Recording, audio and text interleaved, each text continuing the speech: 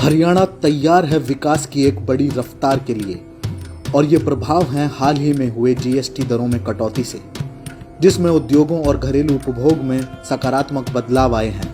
गुरुग्राम की auto belt से लेकर पानीपत की कपड़ा मशीनों तक, करनाल की डेयरियों से लेकर यमुनानगर की प्लाईवुड फैक्ट्रियों तक ये सुधार लागत कम कर रहे हैं, प्रतिस्पर्धा बढ़ा रहे हैं और हजारों नौकरियां उत्पन्न कर रहे हैं, जिससे पूरे राज्य में आजीविका और भी मजबूत हो रही है।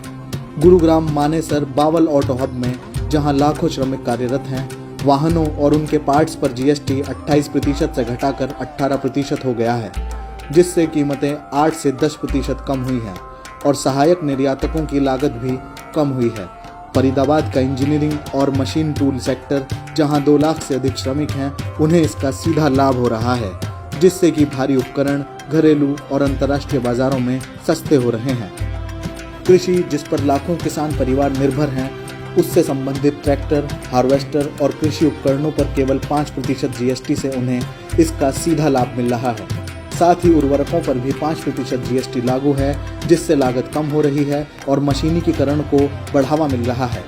पानीपत का कपड़ा और कालीन उद्योग, जो 8 से 10 लाख श्रमिकों को रोजगार देता है, उन पर अब जीएसटी 5% तक कम हो गया है और रियायती स्लैब 1000 से बढ़कर 2500 रुपये हो गए हैं। इससे मध्यम रेंज के कपड़े अधिक किफ़ायती और विदेशों में एक मजबूत पहचान बना रहे हैं। बहादुरगढ़ के चमड़ा और जूता क्लस्टर, जहां 30,000 कारीगर काम करते हैं, उन पर जीएसटी 12% से घटाकर 5% हो गया है, जिससे कीमतें 6 से 7% तक कम हुई हैं।